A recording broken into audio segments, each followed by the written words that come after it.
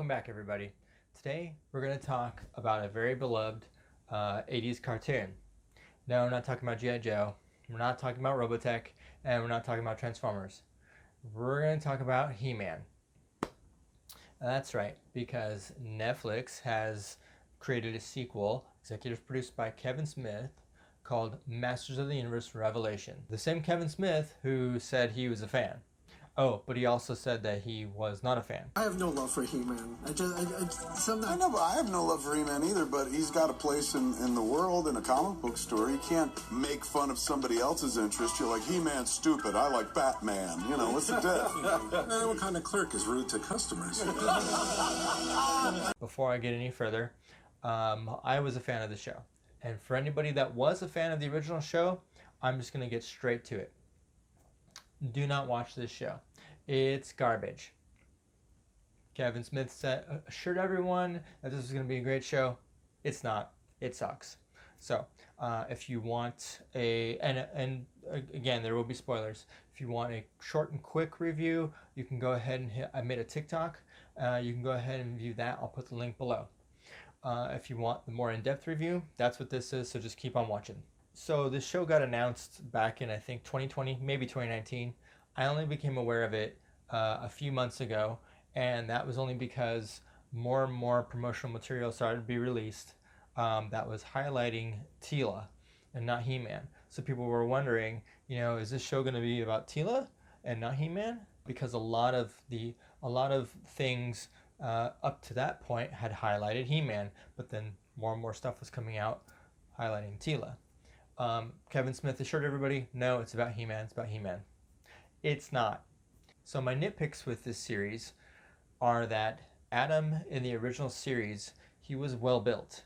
He had big arms, he had a long sleeve tunic over him, but he was well built. So that when he turned into He-Man, the tunic was just basically stripped away and then he had the armor on. So, and in this series, he's much skinnier. He's actually kind of looks like he's my build. And he looks like a kid in this series.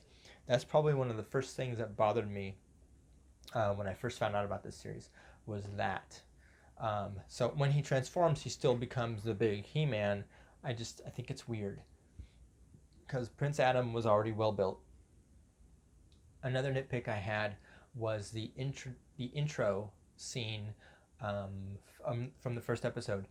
It looks like they used toys to show everything. It looks like they used the original toys. It doesn't look like it was animated per se, with like drawings or even computer animation.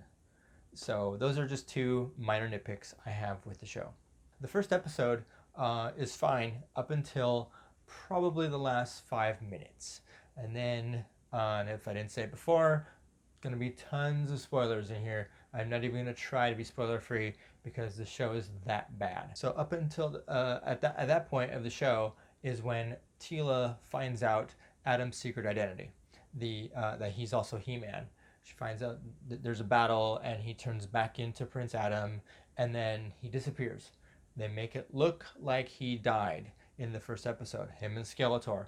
Turns out he hasn't died yet. He does die, just not there. They all go back. They go back to the kingdom. They had been celebrating or getting ready to celebrate her being appointed man-at-arms. She flips out. She absolutely flips out because she was lied to, but not only about that, but she thinks now that everything's a lie. Magic's a lie, all of it, her entire life, and she just goes batshit insane. Which is really weird, because that's the only thing and it was only Adam. Adam told a few people to keep this a secret from everybody else. So nobody knew, except for the Queen. The Queen had also found out in the original series. And the King had found out in the New Adventures of He-Man, but this is a sequel to the original series, so that is not part of this. So while the King and Queen are mourning their son's death, Teela's freaking out and making it all about her.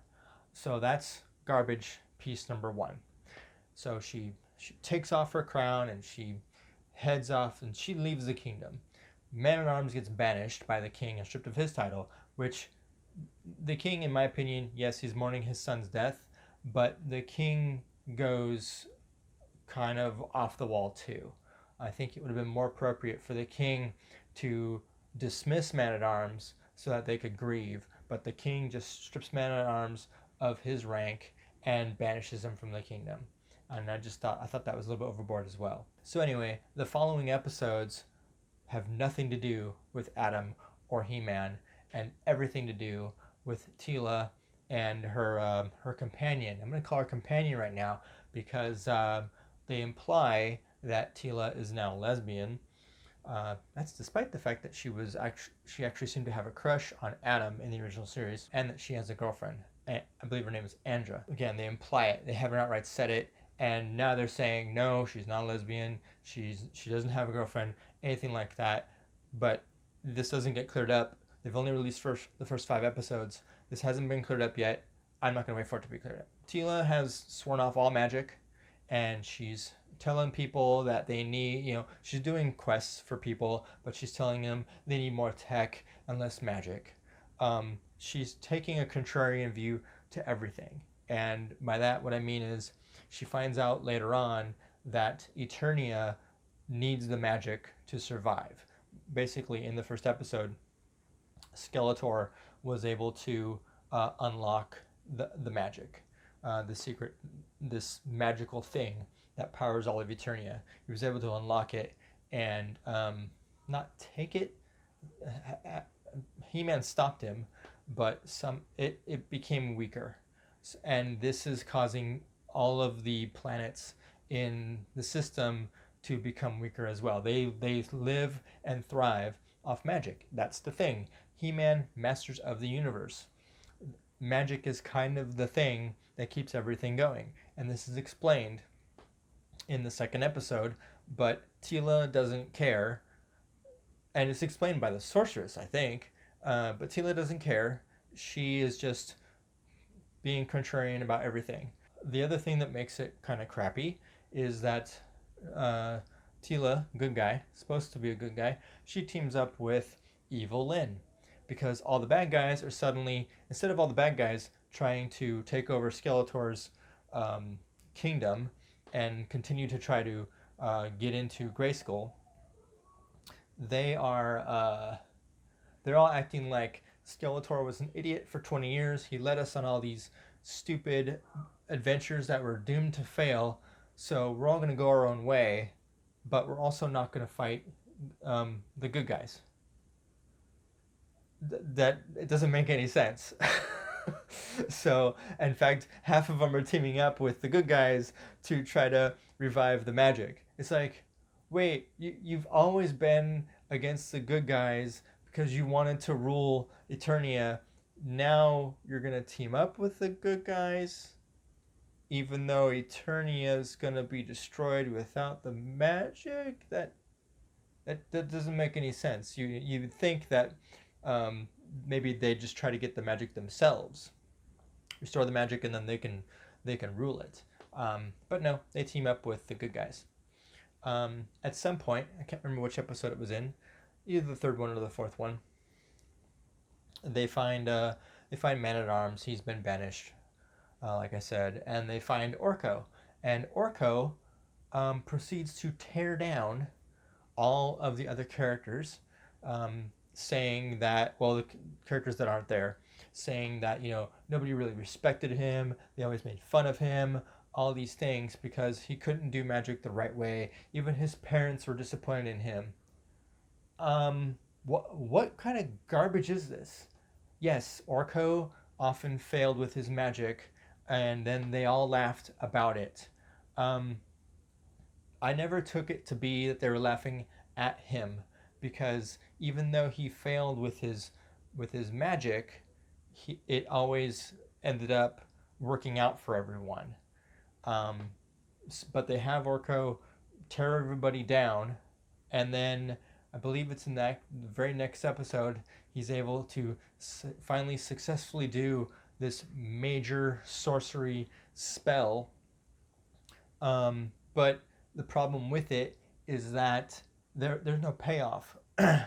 He had just finished tearing everybody down and saying how his parents didn't think he'd ever amount to anything, and suddenly he's able to do this.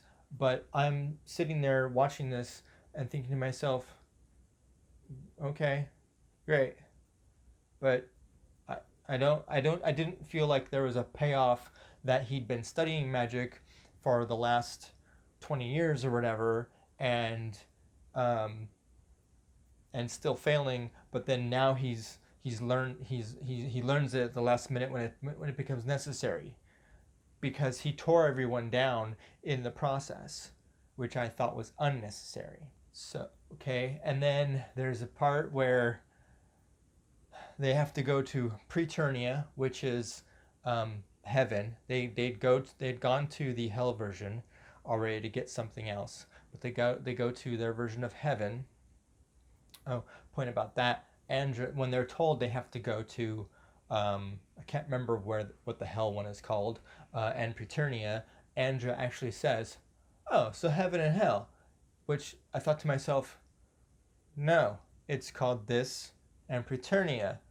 She would not have any kind of the words heaven and hell wouldn't really be in her vocabulary, because it's Eternia. It's a fantasy world, so they're gonna have it kind of be like, if I'm not mistaken, the Greek mythology referred to, hell was called the underworld, but they never said, there's no writings that said, oh, so we got to go to hell. No, they always called it the underworld.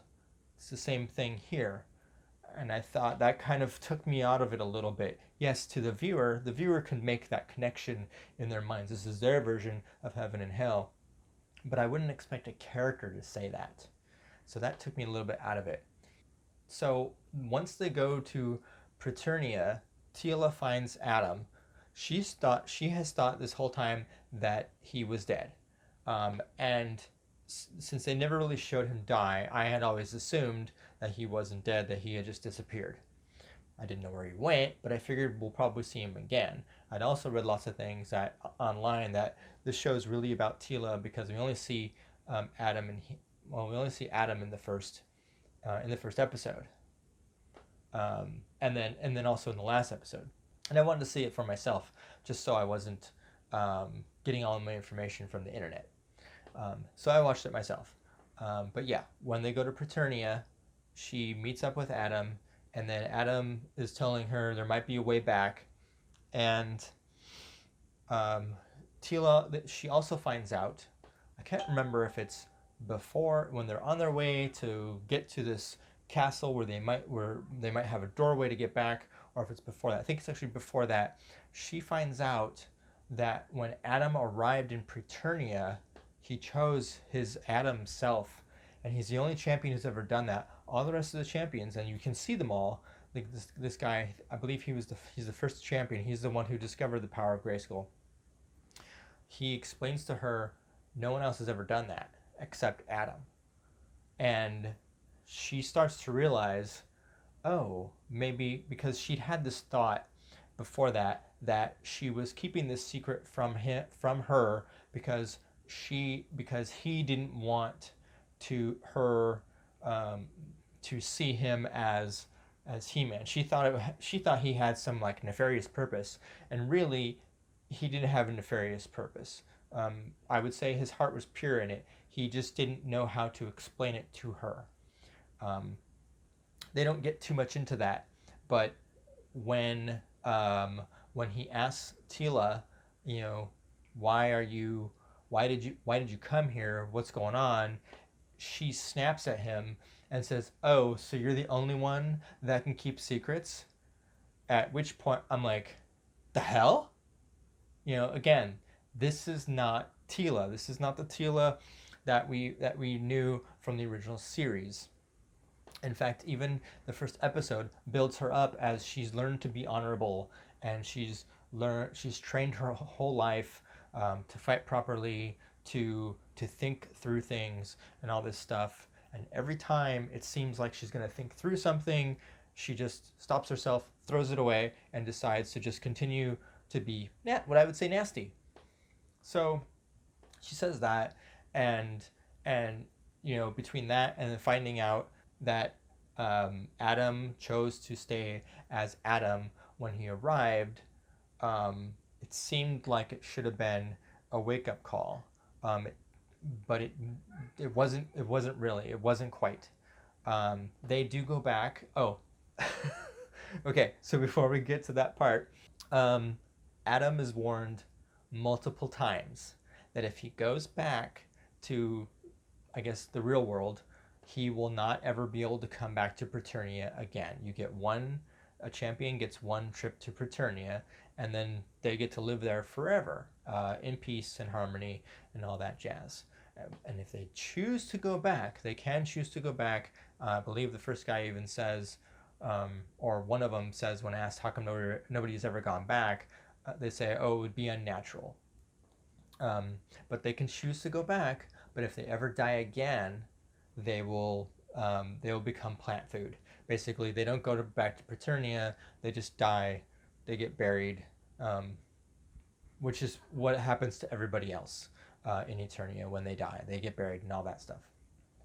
So this is told to Prince Adam multiple times, and honestly, I kind of blame myself for not seeing it.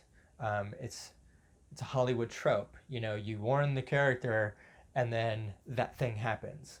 So what happens? Adam goes back, and then he and there's a lot of stuff in between. Some of it's good, most of it's bad, but he's gonna turn back into He-Man, and just as he's about to do that, Skeletor reappears and kills him. And the characters just stand around watching this happen. This is another thing that they tried to, like, throughout the series, they tried to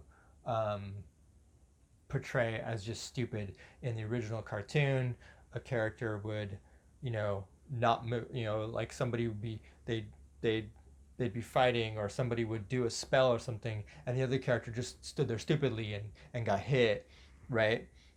And they tried to make it like those people, they were just dumb. For a perfect example, in the second episode, they make fun of the fact that in a previous adventure,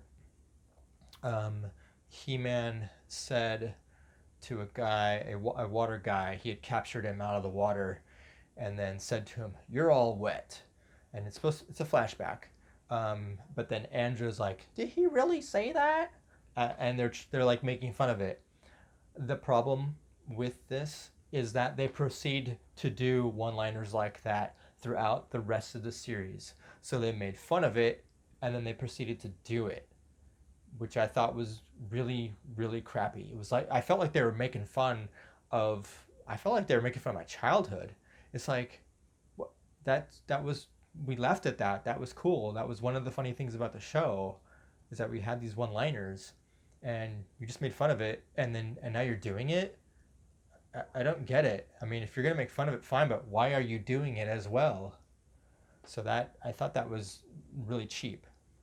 So Skeletor kills Adam, and when it happened, I thought to myself, well, of course Adam dies. They only warned him several times, and duh. But I thought to myself, they didn't have to. They could have been like, they could have saved, because apparently we've only seen the first 5 episodes. They could have saved it for much later in the series. But this all goes back to, they tried to tell us that the show was about He-Man. He-Man's in the first episode and part of, I guess the 5th episode, but he's got nothing to do with all the other episodes. So it goes back to, they lied, and they're continuing to lie, and at this point nobody trusts them for anything. In fact, now they feel like they're having to defend themselves, because they think that people are just being anti Teela or anti the show. That couldn't be further from the truth. In fact, some people have even said, and I agree with this, if we didn't want to see a female hero, we wouldn't have liked She-Ra. But I watched She-Ra back then too. She-Ra was a great show. So what people are really upset about is that Kevin Smith said the show was going to be about He-Man. This is despite everything else we were seeing leading up to the release, and then it turns out the show isn't about He-Man. It's about Teela.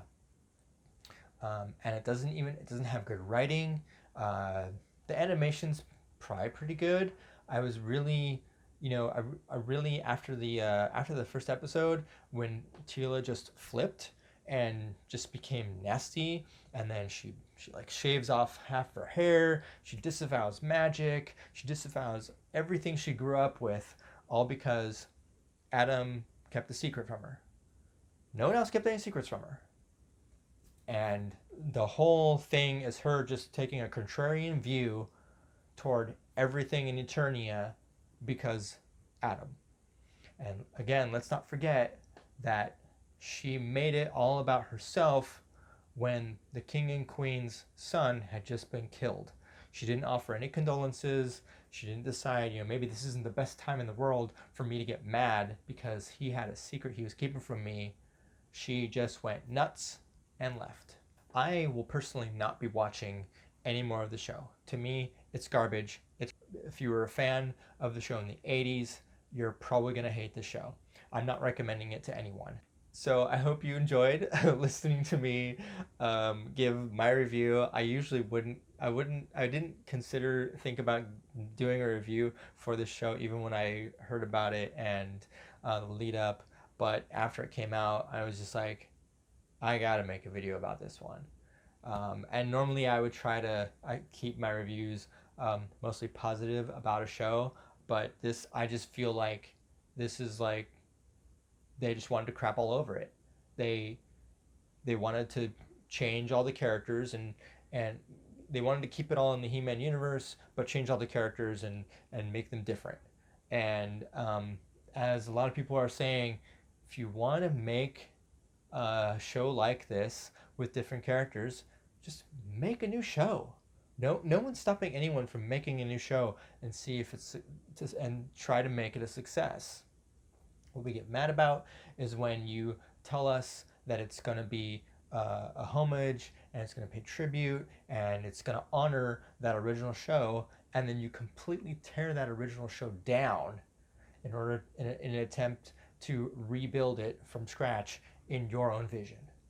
That's what we don't want to see. So anyway, again, thanks for watching this video. If you like this video, make sure you hit that like button. If you haven't subscribed yet, be sure and subscribe. Make sure you hit that notification bell so you can get notified of future videos. And we'll see you in the next one.